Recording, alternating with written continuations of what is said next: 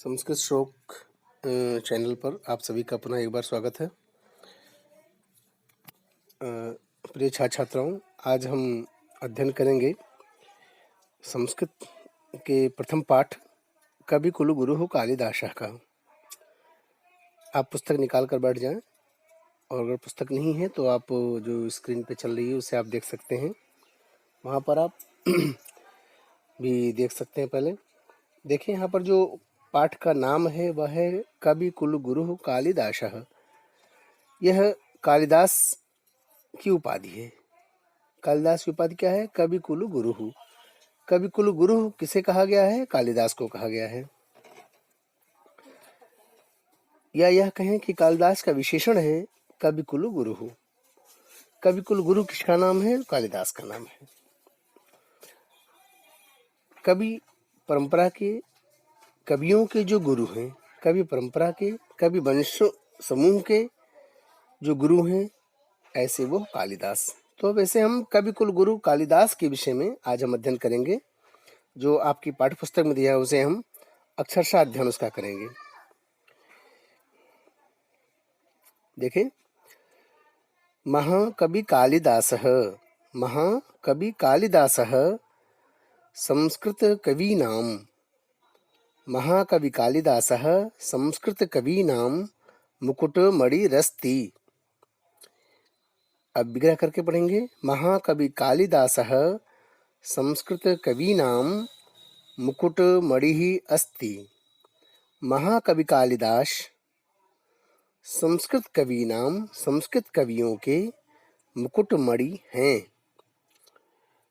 बच्चों, अब देखते हैं कि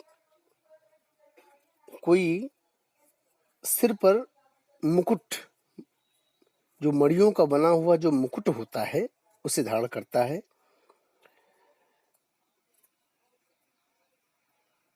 सिर पर धारण करता है। अपने शरीर का जो उच्चतम स्थान है उसे धारण करता है। उसी प्रकार से जो कालिदास हैं वो संस्कृत कवियों के मुकुटमणि के समान है। जो कालिदास हैं वह संस्कृत कवियों के मुकुटमणि के समान है। अभिप्राय यह हुआ कि जो स्थान शरीर को सुसज्जित करने में मुकुटमणि का होता है, वही स्थान संस्कृत कवियों में कालिदास का है। या यूं कह सकते हैं, किसी व्यक्ति को सुसज्जित करने में जो स्थान मुकुटमणि का होता है, वही स्थान संस्कृत कवियों में महाकवि कालिदास का है।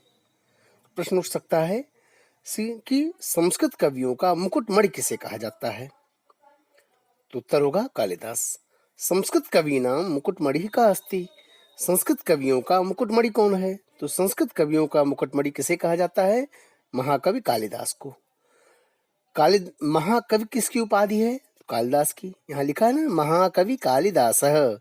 कालिदास कैसे हैं? महाकवि हैं। कालिदास की एक विशेषता यह है वह महाकवि हैं। कालिदास की एक विशेषता, एक उपाधि है कि कवि कुल गुरु हैं। दो उपाधि उन्हें मिल गई। महाकवि किसे कहा गया है? कालिदास को कहा गया है। कवि कुल गुरु किसे कहा गया है? कालिदास को कहा गया है। संस्कृत कवियों के मुकुटमणि कौन है? कालिदास हैं। अगली पंक्ति देखें। न केवलं भारत देशस्य अपितु समग्र विश्वस्योत्कृष्ट कविषु सा एकतमो अस्ति। फिर से देखें। न केवलं भारत देशस्य अपितु समग्र विश्वस्योत्कृष्ट कविषु सा एकतमो अस्ति।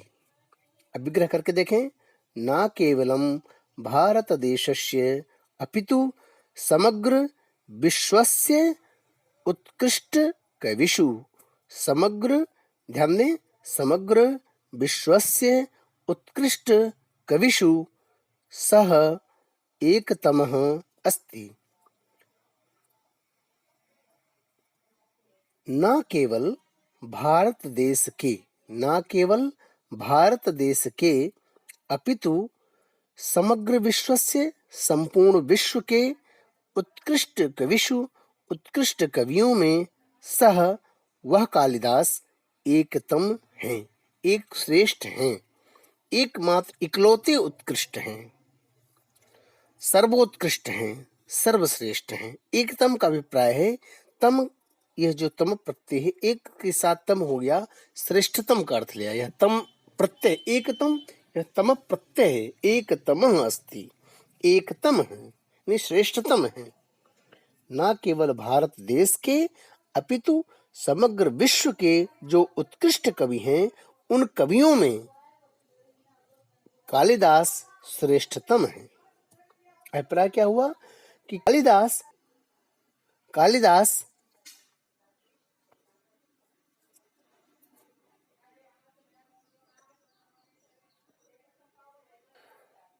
न केवल भारत देश के अपितु समग्र विश्व के उत्कृष्ट कवियों में श्रेष्ठतम है।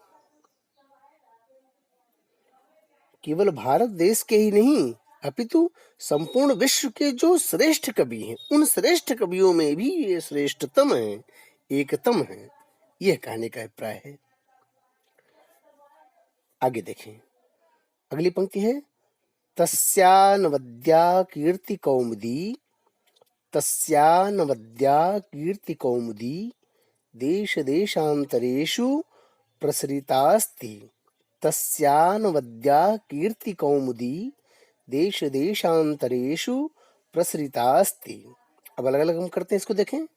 तस्य अनवद्या कीर्ति कौमुदी देश देशांतरेषु प्रसरिता अस्ति। तस्य उनकी, किनकी, जिसकी चर्चा हो रही है इस पाठ में, किसकी हो, कालिदास की। तस्य उस कालिदास की, अनवद्या, देखें अवद्या का मतलब होता है निंदनीय, अवद्या माने निंदनीय, तो अनवद्या माने क्या हो गया, प्रशंसनीय। अवद्या माने निंदनीय और अनवद्या माने प्रशंसनीय। तो तस्य उनकी, अनवद्या यानी प्रशंसनीय, कीर्ति कौमुदी, कीर्ति माने यश, यश रूपी जो कौमुदी है, कौमुदी का अभिप्राय क्या है, कुमुदनी, चांदनी, उनकी प्रशंसनीय कीर्ति रूपी चांदनी देश देशांतरेषु, देश देशांतरों में, देश में और दूसरे देशों में भी प्रसृता अस्ति, फैली हुई है।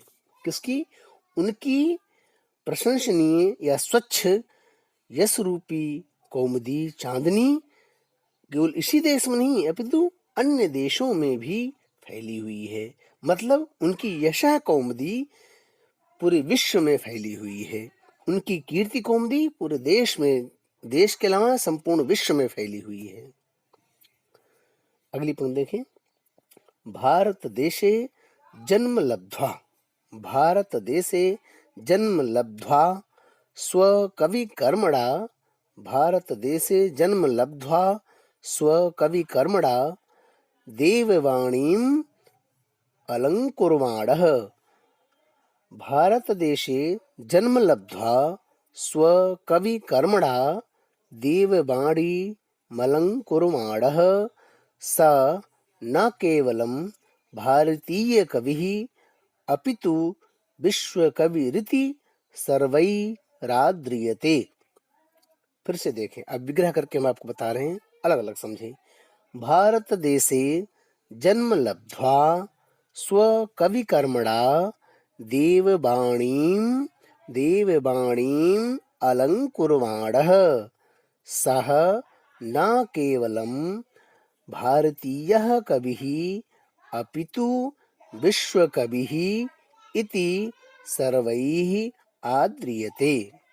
भारत देशे जन्म लब्ध्वा, भारत देशे, भारत देश में जन्म पाकर, कौन, कालिदास, भारत देश में जन्म पाकर स्व कवि कर्मणा, अपने कवि कर्म के द्वारा देववाणीम अलंकुर्वाणः, देववाणी यानी संस्कृत वाणी को अलंकृत करते हुए सह वह कालिदास न केवल भारतीय कवि ही, न केवल भारतीय कवियों के द्वारा अपितु विश्व कवि ही, न केवल भारतीय कवि के रूप में अपितु विश्व कवि ही इति, विश्व कवि के रूप में सर्वैः सभी के द्वारा आदर किए जाते हैं, आदृत किए जाते हैं, सम्मानित किए जाते हैं।